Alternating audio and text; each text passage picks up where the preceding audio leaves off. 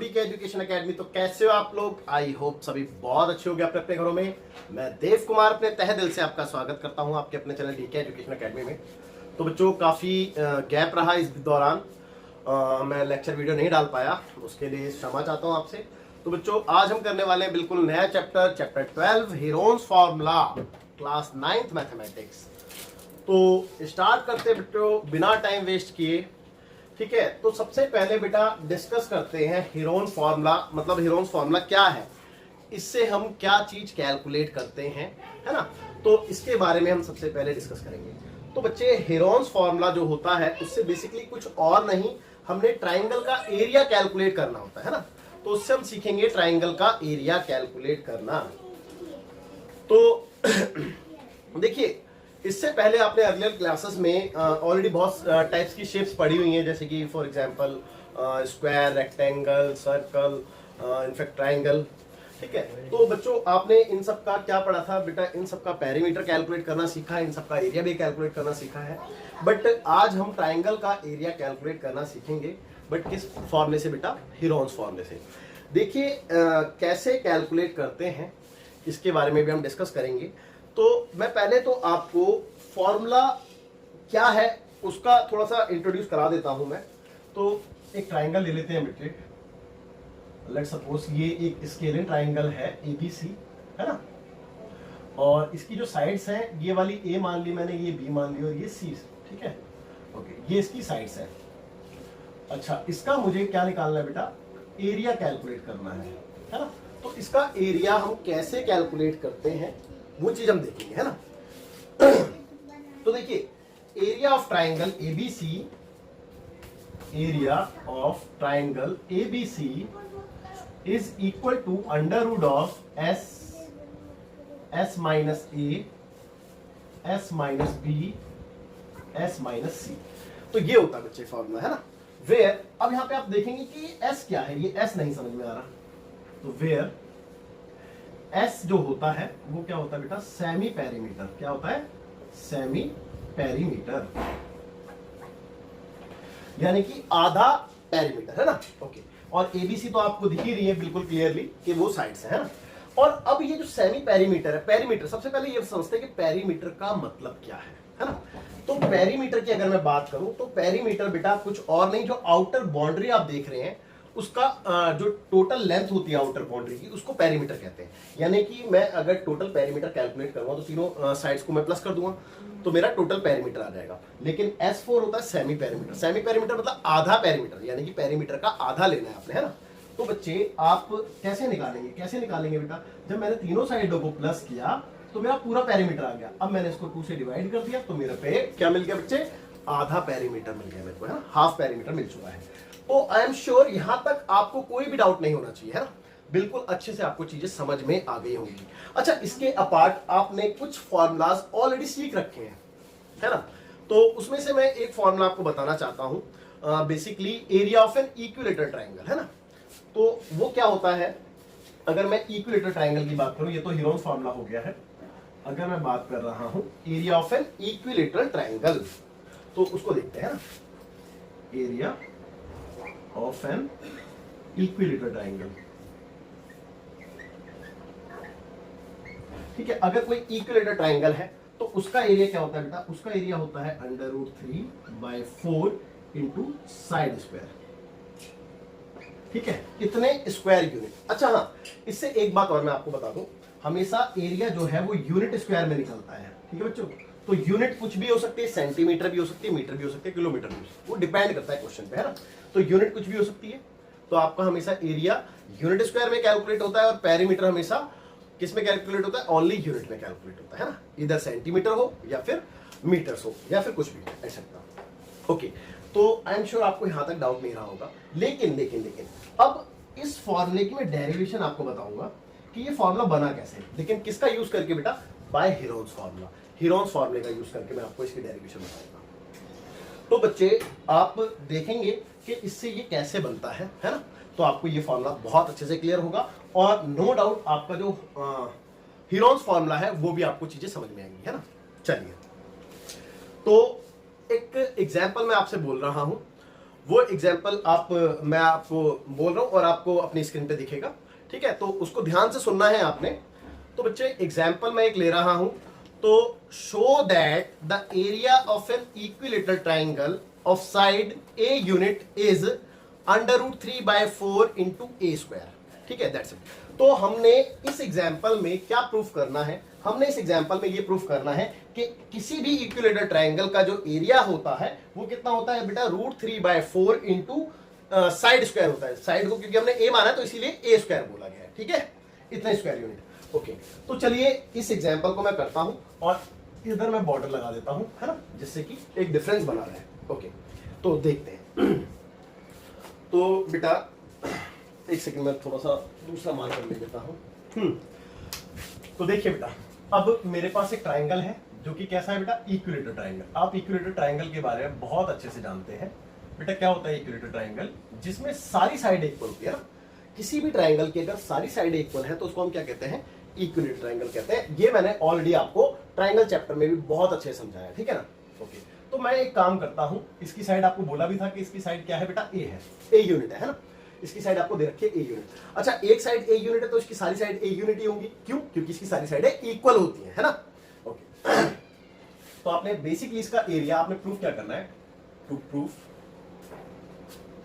आपने बच्चे प्रूफ ये करना है इसमें कि एरिया ऑफ ट्राइंगल एबीसी कितना है बेटा? √3/4 इंटू साइड यानी कि ए स्क्वायर, इतने यूनिट स्क्वायर, क्योंकि हमेशा एरिया यूनिट स्क्वायर में निकलता है ना। ओके, तो ये आपने प्रूफ करना है। अब by using Heron's formula, basically मैं आपको जो ये कैलकुलेट करना सिखा रहा हूं वो किस फॉर्मूले से सिखा रहा हूं बेटा? हीरोन्स फॉर्मूले से सिखा रहा हूं। तो आप लोग ध्यान से देखेंगे, है ना, ध्यान से बिल्कुल। ओके, अब एक बात बताऊं भाई, अगर मैं इस ट्राइंगल से इसको कंपेयर करता हूं, ऑन कंपेयरिंग, तो मेरे पे ए की वैल्यू तो ए आ रही है, लेकिन बी की वैल्यू भी ए आ रही है और सी की वैल्यू भी ए ही आ रही है ना। अंडरस्टूड है? तो क्या मैं यहाँ पे लिख सकता हूँ कि बेटा ए जो है वो ए ही है, लेकिन जो बी है वो भी ए है और जो सी है वो भी ए है। इसमें कोई डाउट नहीं होना चाहिए आप लोगों को, है ना? अब मैं इसका सेमी पैरामीटर कैलकुलेट करने जा रहा हूं। तो S for semi parameter. Okay, basically formula होता है ए plus b plus c by 2। तो बेटा ए की वैल्यू तो ए ही थी, लेकिन बी की वैल्यू भी ए थी और सी की वैल्यू भी ए थी, बाय 2। तो चेक कर लो, 1 2 3 ए नहीं बन गया बेटा? ये 3a/2। मेरे को नहीं लगता कोई डाउट होना चाहिए। इतने यूनिट है ना, इतने यूनिट्स। ओके, तो आपका सेमी पैरामीटर तो आ गया। अब आपने एरिया निकालना है ना, एरिया निकालना। तो चलो एरिया की बात करते हैं, है ना। तो एरिया नाउ रिक्वायर्ड एरिया ठीक है। रिक्वायर्ड एरिया क्या बेटा? Area of triangle ABC, area of triangle ABC, है ना, जिसका फॉर्मूला आपने सीखा है क्या? √S S minus A S minus B S minus C. Okay, तो देखिए, तो बच्चों S कितना है चेक कर लो। S है बेटा आपका 3a/2। तो S की जगह पे 3a/2 आ गया। फिर S की जगह पे 3a/2 माइनस ए की वैल्यू ए ही है। S की जगह पे आ गया 3a/2 और B की वैल्यू भी a है, और S की जगह पे आ गया 3a/2 और C की वैल्यू भी a है। चेक कर लो। मेरे को नहीं लगता यहाँ तक आपको कोई डाउट होगा। भाई मैंने क्या किया है कि S की वैल्यू सब्स्टिट्यूट की है और A B C की वैल्यू, सभी की वैल्यू a थी तो वो सब्स्टिट्यूट की है ना। ओके, अब एक काम करते हैं, थोड़ा सा इसको सिंप्लीफाई करते हैं। भाई ये तो एज इट इज ही आने वाला है, इसका तो कुछ हो नहीं सकता फिलहाल, लेकिन इधर मैं एलसीएम ले सकता हूँ, इसके अपॉन वन लगा के इधर भी ले सकता हूँ और इधर भी ले सकता हूँ। तो जब मैंने इधर एलसीएम लिया तो देखेंगे, आप देखेंगे कितना आएगा भाई 3a और ये 2 इधर इंटू रहेगा तो 2a अपॉन में 2, भाई यही आएगा। तो सब में यही आएगा, डायरेक्ट लिख दूं 3a माइनस 2a/2, है ना। ओके, और सिमिलरली 3a माइनस 2a/2। तो नेक्स्ट स्टेप में ये तो एज इट इज आ गया 3a/2, लेकिन इधर 3a में से 2a गया तो ओनली a बचेगा और a अपॉन में 2, तो यानी कि a/2। यहां पे भी a/2 और यहां पे भी a/2। ओके, अच्छा एक बात हो, इसका मैं 3 अलग कर लूं अगर 2 मिनट के लिए, भाई देखेंगे जरा। भाई मैं इसका अगर 3 अलग कर लूं, इसको 3 को ऐसे लिख दूं, तो मुझे नहीं लगता आपको कोई डाउट होना चाहिए, है ना। भाई देखो ना, 3a/2 को मैं ऐसे ब्रेक करके लिख सकता हूँ ना, कोई बड़ी बात नहीं है। अब देखो आपको ये बात पता है कि बच्चे रूट में से जो है पेयर बाहर आता है ना, पेयर में से एक वैल्यू, ठीक है, तो पेयर बना लो, एक ये पेयर बन गया, एक ये पेयर बन गया, तो इनमें से आ जाएगा बाहर सर। तो बच्चे 3 तो रूट के अंदर ही रहा, यहाँ से आ गया एक a/2, यहाँ से भी आ गया एक a/2, तो इन दोनों का तो पेयर बन गया था, ये बाहर आ गया, लेकिन 3 अंदर ही रह गया बेटा। मेरे को नहीं लगता यहाँ तक आपको कोई डाउट होना चाहिए, है ना। तो अब एक बात हो, देखो 3 तो ऐसे ही रहा रूट में, ये 2 to the 4 हो गया, 4 हो जाएगा ना, और a into a क्या हो गया, a², इतने यूनिट स्क्वायर, ठीक है। और चेक कर लो बेटा, यही तो आपको प्रूफ करना था, देखो ना, √3/4 into a², है ना, तो हैंस प्रूफ।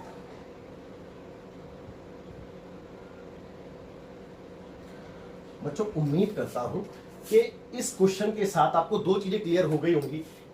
एक तो हेरोन्स फॉर्मूला की एल्गोरिदम कि आपने इसको कैसे प्रोसेस में लाना है और कैसे कैलकुलेट करना है इससे एरिया, और दूसरा आपको इस इक्विलेटरल ट्रायंगल के एरिया की डेरिवेशन भी क्लियर हो गई होगी कि हमने किस तरीके से इसको ड्राइव किया है। देखो चेक कर लो, सेम ही तो है बेटा, ए क्या है यहाँ पे, साइड ही तो है भाई, तो साइड स्क्वायर है ना, ए यहाँ पे साइड ही है ना, तो मेरे हिसाब से आपको कोई भी डाउट नहीं होना चाहिए और बहुत अच्छे से आपको ये चीजें क्लियर हुई होंगी, ठीक है। तो फटाफट से बेटा वीडियो पॉज करके आप नोट कीजिए, फिर देखते हैं कुछ इससे रिलेटेड एनसीईआरटी से एग्जाम। तो बच्चों देखते हैं एग्जाम्पल नंबर फर्स्ट, जो कि पेज नंबर 201 एनसीईआरटी है।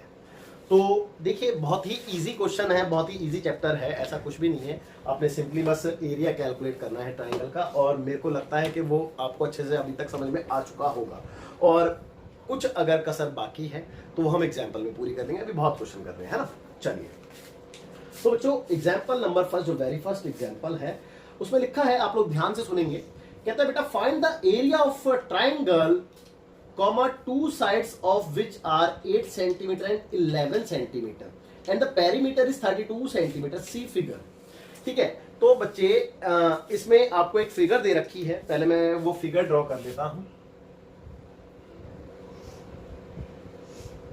तो फिगर में आपको CAB, ये C साइड है, ये B साइड है ना, आई थिंक नहीं A साइड है, ओके, ये A साइड है और ये B साइड है। अब इसकी आपको डायमेंशन 11 सेंटीमीटर और 8 सेंटीमीटर ये वाली दे रखी है, 11 सेंटीमीटर ये, 8 सेंटीमीटर ये वाली, ओके। और आपको इसका पेरीमीटर भी गिवन है 32 सेंटीमीटर, तो यहीं पे लिख देते हैं perimeter equal to 32 centimetre, that's it. तो आपसे मांगा गया है find the area of the triangle, बस और कुछ नहीं है। तो इसका आपने एरिया कैलकुलेट करना है। अब देखो आपने एरिया कैलकुलेट करना बेटा सीख लिया, अगर आपके पास ABC तीनों साइड है तो आपने सिंपली बस इस फॉर्मूले में सब्स्टिट्यूट करनी है सभी चीजें और उसको कैलकुलेट कर देना है। तो आपने एरिया कैलकुलेट करना सीख लिया, आप एरिया इजीली निकाल सकते हैं, बट आपको प्रॉब्लम आएगी क्योंकि इसमें थर्ड साइड आपको गिवन नहीं है। अब समस्या आ गई कि आपको थर्ड साइड नहीं दी। तो बच्चों एक बात, और ये जो पेरीमीटर दे रखा है, क्या मैं इसका यूज करके थर्ड साइड नहीं निकाल सकता? कहूंगे कैसे? तो कैसे का जवाब ये है, अब आप मान लो कि पेरीमीटर होता क्या है बच्चों, अभी भी बताया था, पेरीमीटर होता है तीनों साइडों का टोटल। सिंपल वर्ड्स में अगर मैं बोलूं तो आउटर बाउंड्री, है ना, तो आउटर बाउंड्री बेटा तीनों साइडों को प्लस करके तो ना आएगी, है ना, तो इक्वल टू 32। अब यहाँ पे देखो भाई ए क्या है, भाई ए बेसिकली मैं इसी साइड को कहता हूँ ना, 11 सेंटीमीटर है। बी क्या है, बी मेरे पास नहीं है, बी तो कैलकुलेट कर रहा हूं मैं, फिलहाल तो बी मेरे पास नहीं है ना। और सी की अगर मैं बात करूं तो वो 8 सेंटीमीटर, चेक कर लो, ओके। तो मेरे पास ये कुछ इन्फॉर्मेशन है ना, तो ए की जगह ए की value that is 11 centimetre plus b मेरे पास है नहीं, और सी की जगह सी यानी कि 8 सेंटीमीटर इक्वल टू 32, है ना, ओके। अब 11 और 8 कितने होते हैं? 19, 19 होते हैं भाई, चेक कर लो, 8 और 9 19 हो गए, तो प्लस का 19 उधर जाके माइनस 19 हो जाएगा, माइनस का 19 सेंटीमीटर, ओके। अब एक बात बताओ, अगर मैं बी को ध्यान से देखूं तो कितना आ गया, 12 में से 9 गया 3, ठीक है, और 2 में से 1 गया 1, 13 सेंटीमीटर, चेक कर लो, मेरे हिसाब से तो कोई डाउट नहीं होना चाहिए, और बिल्कुल नहीं होना चाहिए, 9 10 11 12, है ना, ओके, बिल्कुल ठीक है ना, तो 13 ही आ गया है, ओके। तो अब आपके पास तीनों साइडें आ चुकी हैं भाई, अब तो बी आ गई ना, तो यहाँ पे क्वेश्चन मार्क हटा के लिख दूं मैं, कितनी आई है, 13 सेंटीमीटर। अब आप इसका एरिया बिल्कुल इजीली कैलकुलेट कर सकते हैं, कोई दिक्कत कोई परेशानी रह ही नहीं रही है क्वेश्चन में ना। चलिए देखते हैं। नाउ रिक्वायर्ड एरिया जो कि है आपका एरिया ऑफ ट्राइंगल ABC, है ना, ओके। तो ABC का जो एरिया मैं कैलकुलेट करूंगा वो कैसे कैलकुलेट होगा बेटा, S S minus A, S minus B, S minus C. अब एक समस्या और आ गई, आप कहोगे सर क्या बेटा एस तो कैलकुलेट ही नहीं किया आपने, एस कहां दिया है आपको ये बताओ। लेकिन बच्चे आपको पेरीमीटर दे दिया ना, तो पेरीमीटर का आधा ही तो एस होता है भाई, पेरीमीटर का आधा ही तो एस होता है ना। तो मैं एस तो डायरेक्ट लिख सकता हूं कि एस जो होगा वो पी का हाफ होगा, और पी कितना है बेटा 32, पी फॉर पेरीमीटर 32/2, यानी कि एस आपका 16 आ गया। चेक करो भाई 16 सेंटीमीटर आ गया। यहां तक भी आपको कोई डाउट नहीं होना चाहिए, है ना। ओके, अब जब आपका एस आ चुका है तो अब आपने सिर्फ और सिर्फ वैल्यू सब्स्टिट्यूट करनी है फॉर्मूले में और उसको कैलकुलेट करना है। तो चलिए ध्यान से देखते हैं। तो बेटा एस यानी कि 16 और 16 माइनस ए 11, एस 16 माइनस बी 13 है भाई, एस 16 और सी की वैल्यू 8 है। चेक कर लो, मुझे नहीं लगता यहां तक भी आपको कोई डाउट रहा होगा और अच्छे से क्लियर हो चुका होगा, है ना। अब देखेंगे आगे भाई, थोड़ा सा सिंपलेस्ट फॉर्म में कन्वर्ट कर लेंगे। 16 एज इट इज, 16 में से 11 गया तो कितना, 6 में से 1 गया तो 5 बचेगा भाई, 5 ही बचेगा ना, और 6 में से 3 गया तो 3 बचेगा, और 16 में से 8 गया तो 8 बचेगा। मेरे हिसाब से यहां तक भी कोई डाउट नहीं होना चाहिए आप लोगों को। अब देखिए, अब बात आती है बेटा पेयर बनाने की, है ना। तो पेयर बनाते हैं, तो इसका तो डायरेक्ट पेयर बन रहा है भाई, चेक कर लो कैसे, 4x4 का बन रहा है ना, तो ये तो हो जाएगा 4x4 पेयर बन गया। इसको अगर मैं थोड़ा सा ब्रेक करूं तो ये आ जाएगा 2x2 × 2, 2 2 4 2 8, और ये दोनों एज इट इज आने वाले हैं 5x3। चेक कर लो। अब एक बात, और पेयर किसका बन गया, एक 4 का, एक इस 2 का, बस और किसी का नहीं। तो 4 बाहर आ गया और यहाँ से 2 बाहर आ गया, तो अंदर क्या रह गए, ये तीनों टर्म। चेक कर लो भाई, ये तीनों टर्म रह गई अंदर, तो अंदर है गया 2 × 5 × 3, यानी कि ये हो गया 4 दूनी 8, और अंडर रूट में 5 दूनी 10 × 3 30 30, इतने सेंटीमीटर में जाएगा भाई यूनिट, इतने सेंटीमीटर स्क्वायर। और मेरे हिसाब से यही आपका आंसर होना चाहिए। बट लेट्स सी, एक बार मैं एनसीईआरटी में भी देख लेता हूं कहां पे छोड़ा। हाँ बिल्कुल यहीं पे छोड़ा है, और बिल्कुल सही आंसर आपका आया है, और आपको बहुत अच्छे समझ में भी आ गया होगा। ठीक है, इधर मैं बॉर्डर बना देता हूँ। तो बच्चों फटाफट से आप वीडियो पॉज करके नोट देखते हैं एग्जाम्पल नंबर 2, जो कि सेम पेज 201 एनसीईआरटी है। तो क्या कहता है, थोड़ा सा क्वेश्चन पहले के एग्जाम्पल के कंपैरिजन में थोड़ा अच्छा क्वेश्चन है।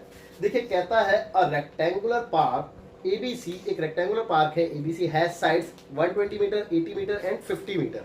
तो एक रेक्टेंगुलर पार्क है एबीसी जिसकी साइड आपको दे रखी है 120, 50 और 80 मीटर, है ना, आप देख सकते हैं। ओके, सी फिगर आपको ऑलरेडी गिवन थी तो इसलिए मैंने पहले से बना रखी है, आप देख सकते हैं बिल्कुल। ठीक है, अब आगे लिखा है बेटा a gardener Dhania has to put a fence all around it and also plant grass inside. यानी कि एक गार्डनर है जिसका नाम धनिया है, वो क्या करता है बेटा, फेंसिंग करता है इसके चारों तरफ। ठीक है, तार की, है ना, तार लगा देता है, फेंसिंग कर देता है, और इसके अंदर क्या बेटा, ग्रास यानी कि घास उगाता है ना। ओके, आगे लिखा है बेटा how much area does she need to plant. तो बेटा आपने ये बताना है कि उसको कितना एरिया चाहिए है प्लांटिंग के लिए, ठीक है ना। और आगे लिखा है question mark, find the cost of fencing. आपने कॉस्ट भी बतानी है फेंसिंग की, और it with barbed wire at the rate of ₹20 पर मीटर। और जो आपको रेट दे रखी है वायर की, वो कितनी दे रखी है बेटा, 20 पर मीटर, है ना, ₹20 पर मीटर, यानी कि 1 मीटर वायर जो है वो 20 रुपीज की है। ओके, आगे लिखा है बेटा living a space 3 metre wide for a gate on one side. साथ ही ये बोला है कि इस पार्क में से एक साइड पे आपने एक 3 मीटर का चौड़ा जो है गेट छोड़ना है, जिससे कि ये अंदर जा सके धनिया, है ना। ओके, तो ये मैंने 3 मीटर का गेट इस साइड से छोड़ दिया है, यहाँ से आप इनसाइड या आउटसाइड निकल सकते हैं। ओके, तो आपको क्वेश्चन तो समझ में आ गया होगा। अब मैं क्वेश्चन की कुछ डिटेल लिख देता हूँ। जैसे कि एबीसी की अगर मैं बात करूं तो ए हो गया 50 मीटर, बी हो गया बेटा 120 metre and c is 80 metre. Okay, यहां तक कोई डाउट नहीं है।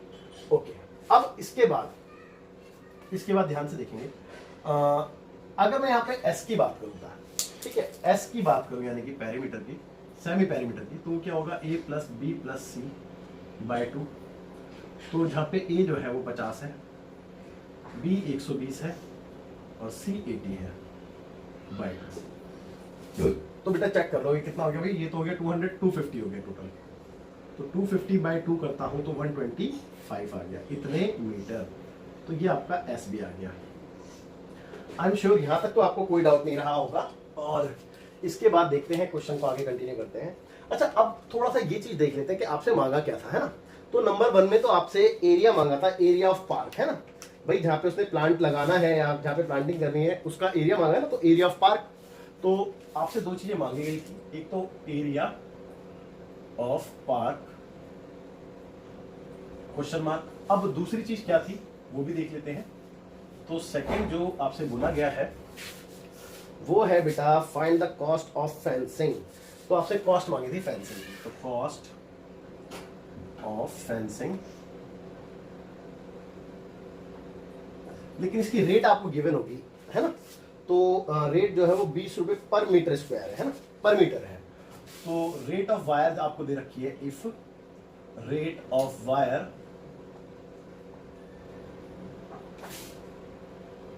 ₹20 पर मीटर, ठीक है, 1 मीटर की 20 रुपए रेट है। ओके, बस क्वेश्चन तो आपका इतना ही है और बस दैट्स इट, है ना। चलिए अब एक बात और भाई, आपके पास सारी चीजें हैं, इंफॉर्मेशन सारी चीजें हैं, तो आप एरिया तो इजीली कैलकुलेट कर सकते हैं। कैसे? By using Heron's formula. तो आपने सबसे पहले तो एरिया ही निकाल देना है ना। तो एरिया कैलकुलेट करते हैं। तो बेटा एक बात और, रिक्वायर्ड एरिया जो कि है बेटा एरिया ऑफ पार्क, तो इसका फॉर्मूला क्या होगा बेटा, under root of S minus A, S minus B, S minus C. तो वैल्यू सब्स्टिट्यूट करें बेटा, एस 125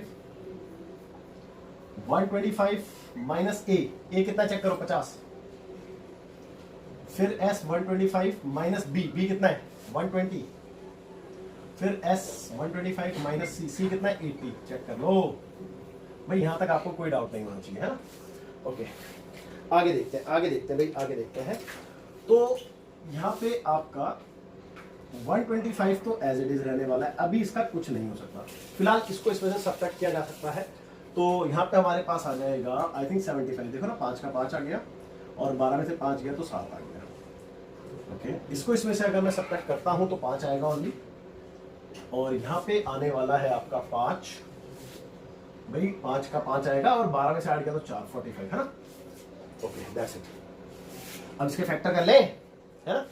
तो इसके फैक्टर कर लेंगे। देखो 125 को मैं बेसिकली क्या लिख सकता हूँ, बेसिकली मैं 125 को 5 इंटू 5 इंटू 5 लिख सकता हूँ, है ना। और इसके साथ ये वाला 5 भी लिख देता हूँ, ठीक है भाई। ये तो दिस और ये आ गया, है ना, 3 चीज।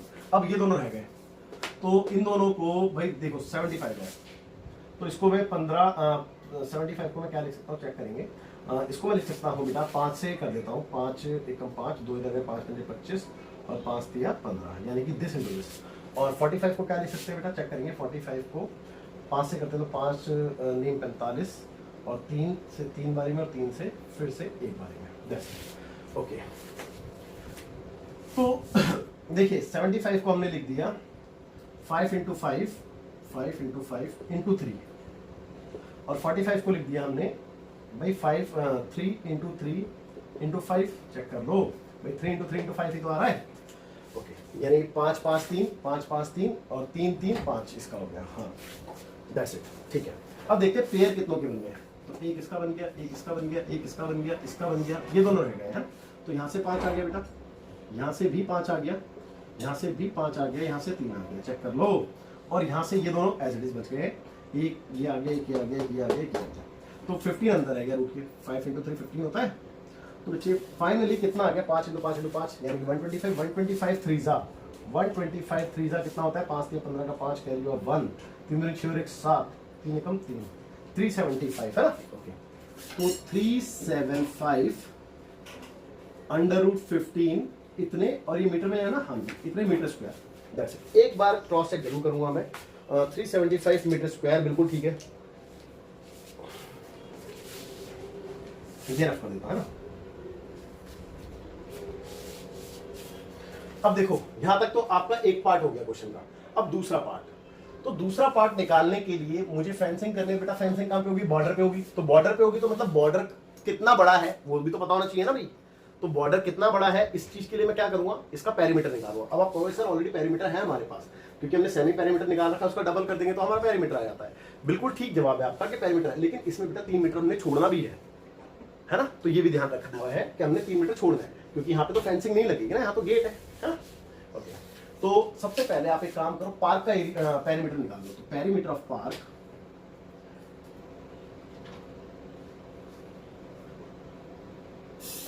इक्वल टू, भाई पार्क का पेरीमीटर तीनों साइडों को प्लस करके आ जाएगा, 50 प्लस 120 प्लस 80, जितना भी आ रहा है मैं साइड में लिख देता हूँ। तो 250 आ रहा है, 250 मीटर। लेकिन बेटा हमने वो निकालनी है लेंथ वायर की जितनी हमें जरूरत है ना। तो therefore length of wire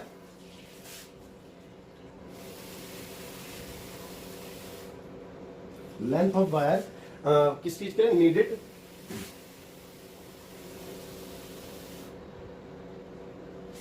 needed for fencing, है ना।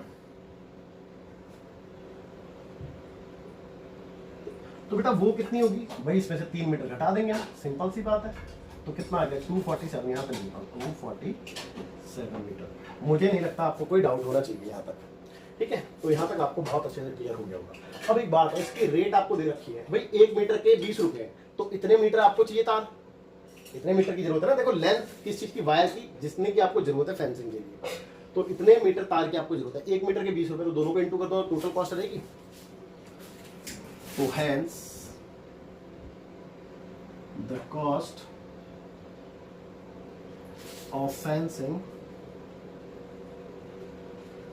equal to rupees 247 into 20। भाई दोनों को मल्टीप्लाई करेंगे तो आ जाएगा ना। तो कितना आ रहा है चेक करते हैं। 7 दूनी 14 का 4 कैरी हुआ 1, 4 दूनी 8 1 9, 2 दूनी 4 और 0 का 0, यानी कि 4940। लेट मी चेक, 4940 बिल्कुल ठीक है बेटा, है ना, बिल्कुल ठीक है। और यही आंसर है, इतना ही। तो आई होप आपको ये क्वेश्चन बहुत अच्छे से क्लियर हो गया होगा। तो चलो बच्चों आप फटाफट से इसको नोट कीजिए, फिर देखते हैं एग्जाम्पल। तो बच्चों देखते हैं एग्जाम्पल नंबर 3, जो कि पेज नंबर 202 एनसीईआरटी है। तो देखिए क्या कहता है, कहता है the sides of a triangular plot. एक बेटा ट्रायंगुलर प्लॉट है जिसकी आपको साइड्स ऑलरेडी बता रखी हैं इन्होंने। Plots are in the ratio, मतलब साइड्स जो है वो रेशियो में आपको दे रखी हैं 3:5:7, यानी कि आपको साइड्स का रेशियो दे दिया है 3:5:7 and its perimeter is 300 metre. Find its area. तो इसका आपको एक तो पेरीमीटर दे दिया। तो लेट्स सपोज कोई एक ट्रायंगल है, लेट्स से एबीसी कोई ट्रायंगल है ना। तो बच्चे इसके आपको एक तो पेरीमीटर दे रखा है, भाई जो गिवन इन्फॉर्मेशन है वो लिख लेते हैं। तो पेरीमीटर इक्वल टू है आपका 300 मीटर, और इसका रेशियो दे रखा है साइड्स का ना। तो साइड्स का रेशियो जो दे रखा है वो 3:5:7। तो बच्चे जब भी आपको रेशियो दे रखा होता है साइड्स वगैरह का, तो आपने अपनी साइड्स को उसी रेशियो में लेट कर लेना है। तो मैं एक काम करता हूँ, इसकी साइड्स को मैं लेट कर लेता हूँ। Let a b c are in the ratio, किस रेशियो में दे रखा था 3:5:7 ना। तो 3:5:7। तो बेटा 3:5:7 का मतलब ये तो नहीं कि यही होगी, तो इसीलिए यहाँ पे x भी ले देते हैं, क्योंकि हमें नहीं पता कितनी होगी। वो x डिफाइंड, जब x की वैल्यू आएगी तो उससे डिफाइंड हो जाएगी कि कितनी साइड्स है ना। तो 3x 5x एंड 7x हमने इसको रेशियो के रिस्पेक्ट में लेट कर लिया है। ओके, तो यहाँ तक भी आपको कोई डाउट नहीं होना चाहिए, ठीक है। चलिए s निकाल लें भाई, s तो आप निकालते हैं ना। तो s निकालने पे कितना आ रहा है, तो s फॉर सेमी पेरीमीटर, जो कि होता है पेरीमीटर का आधा। अब मैंने ऐसा इसलिए लिखा क्योंकि मेरे को पेरीमीटर डायरेक्ट दे रखा है ना भी 300, तो क्यों मेहनत करनी है, तीनों को प्लस करके बाय 2 करूं, है। तो बेटा चेक कर लो s कितना आ गया भाई, दोनों को डिवाइड करके 150 आएगा नहीं आएगा, इतने मीटर। और यहां तक भी आपको कोई डाउट नहीं होगा। और अब मुझे ऐसा लगता भी नहीं है कि आपको कोई डाउट भी होना चाहिए। अब एक काम करते हैं, समस्या पता है कहाँ आ रही है, समस्या ये आ रही है कि अगर मेरे को ये x मिल जाए कैसे भी करके तो मेरा काम बन जाएगा। अब मैं x कैसे निकालूं, मेरे को ऐसी क्या चीज गिवन है जिससे x मिल सके। यार एक बात होगा, मैं इसका टोटल करूं तो क्या मैं पेरीमीटर के इक्वल नहीं लिख सकता? जी बिल्कुल लिख सकता हूं, तो उससे x निकल जाएगा। देखो कैसे, देखो भैया देखो ना, निकाल के देखते हैं, है ना। तो वी हैव भाई हमारे पास क्या है, पेरीमीटर। तो पेरीमीटर इक्वल टू आपको दे रखा है 300 मीटर। ये पेरीमीटर किस चीज का है बेटा, ट्रायंगुलर प्लॉट का, है ना, ट्रायंगुलर प्लॉट का। और जिसकी साइड है ए बी सी हमने लेट कर रखी है, तो भैया पेरीमीटर ए प्लस बी प्लस सी तो होगा इक्वल टू 300 मीटर। अब ए की वैल्यू चेक कर लो 3x है, बी की वैल्यू 5x है, और सी की वैल्यू 7x है, इक्वल टू 300। तो बेटा देखो चेक करेंगे, 7 3 10 5 15x हो गया भाई, 5 3 8 7 15 इक्वल टू में 300। तो x is equal to 300 by 15। तो 15 दूनी 30, 0 का 0 है ना। ओके, तो x की वैल्यू बेटा 20 आ गई है। 20 कितना मीटर। लेकिन अब इस x से क्या मैं ABC नहीं निकाल सकता? तो ABC यहीं पे लिख लूं वही, क्योंकि यहाँ पे मेरे को थोड़ा स्पेस चाहिए ना सॉल्व करने के लिए। तो a कितना था? 3x था। तो 3 इंटू एक्स की वैल्यू 20, तो कितना आ गया? 60 मीटर आ गया। 60 मीटर है ना, चेक कर लो। और b था 5x, तो 5 इंटू एक्स की वैल्यू 20, तो 20 पंजे 100, 100 मीटर, चेक कर लो। और c था 7x, तो 7 इंटू एक्स की वैल्यू 20, तो 7 में पड़ेगा 140 मीटर। ठीक है भाई, थोड़ा सा ये लाइन को क्रॉस करके, बॉर्डर को क्रॉस करके, तो प्लीज डोंट माइंड, मैं मुंह से भी बोल रहा हूँ, आपको समझ में आ रही है चीजें, है ना। तो हाँ बिल्कुल ठीक है, और यहाँ तक आपको कोई डाउट भी नहीं रहा होगा, है ना। चलिए, अब तो जब आपके पास तीनों साइड हैं तो एरिया निकालना बहुत ही इजी होता है। तो देखते हैं बेटे कैसे निकालते हैं ना। तो नाउ रिक्वायर्ड एरिया क्या है बेटा? एरिया ऑफ ट्रायंगुलर प्लॉट, है ना, एरिया ऑफ ट्रायंगुलर प्लॉट। तो एरिया ऑफ ट्रायंगुलर प्लॉट, ठीक है। तो एरिया ऑफ ट्रायंगुलर प्लॉट, जिसका बेटा फॉर्मूला क्या होता है बेटा? Under root S minus A, S minus B, S minus C. Okay, अब देखेंगे, आगे देखेंगे। तो बच्चे एस कितना है? एस है आपका 150 माइनस ए की बात करें तो ए कितना है बेटा? 60। 150 माइनस बी कितना है? 100। और 150 माइनस सी कितना है? 140। चेक कर लो। तो बच्चों यहां तक आपको कोई डाउट नहीं रहा होगा। चलिए आगे देखते हैं। अब इसको सिंप्लीफाई कर ले थोड़ा सा। तो 150 एज इट इज आ गया। अच्छा, इन दोनों को सब्ट्रैक्ट करते हैं तो कितना आएगा? ये देखो ना, 15 में से 9 गया तो 15 में से 6 गया तो 9 बचा, 90, है ना। ओके, और इसमें से इसको सब्ट्रैक्ट करते हैं तो कितना आएगा भाई? 50 आएगा, और यहाँ पे आएगा 10 ओनली। अब इसके फैक्टर कर लेते हैं, प्राइम फैक्टर। तो 150 को हम क्या लिख सकते हैं? 15 इंटू 10 लिख सकते हैं वैसे तो, है ना। तो एक काम करते हैं, 15 इंटू 10 ही लिख देते हैं। 15 इंटू 10। 90 को हम क्या लिख सकते हैं भाई? 90 को हम लिख सकते हैं 3 इंटू 3, या फिर अभी फिलहाल 9 इंटू 10 लिख देते हैं, बाद में कर लेंगे, है ना। 50 को क्या लिख सकते हैं बेटा? 5 इंटू 10, और लास्ट में 10 एज इट इज। तो एक ये वाले 10 का पेयर बन चुका है, एक ये वाले 10 का भी पेयर बन चुका है। तो यहाँ से एक ये वाला 10 बाहर आ गया, और एक ये वाला भी 10 बाहर आ चुका है। तो अंदर क्या बचा बेटा? एक तो 15 को फर्दर मैं प्राइम फैक्टराइज कर दूँ तो कितना? 3 पंजे 15, ऐसे करके, ठीक है। और इस 9 को भी प्राइम फैक्टराइजेशन कर देते हैं, तो 3 इंटू 3 लिख सकते हैं। ये 5 एज इट इज आ गया। चेक कर लो भाई, यही था ना भाई। 15 को ये लिख दिया, 9 को 3 इंटू 3, और 5 एज इट इज। बाकी इसका बाहर आ गया था, ये भी बाहर आ गया। तो ये तो हो गया बेटा 100। और चेक करेंगे, ये यहाँ से 3 बाहर आ गया, एक 5 भी बाहर आ गया, तो अंदर एक 3 बच गया, है ना। ओके, तो बेटा 5 दिया 15, 15 इंटू 100 करूँगा तो 1500 आएगा।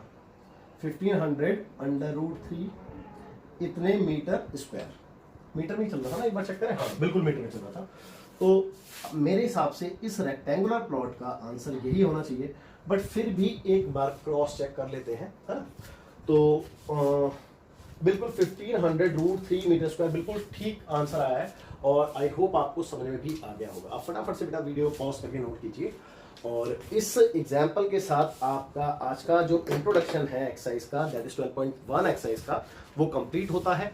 और अब समय हो चुका है आपसे विदा लेने का। सो बाय बाय, टेक केयर, जय हिंद।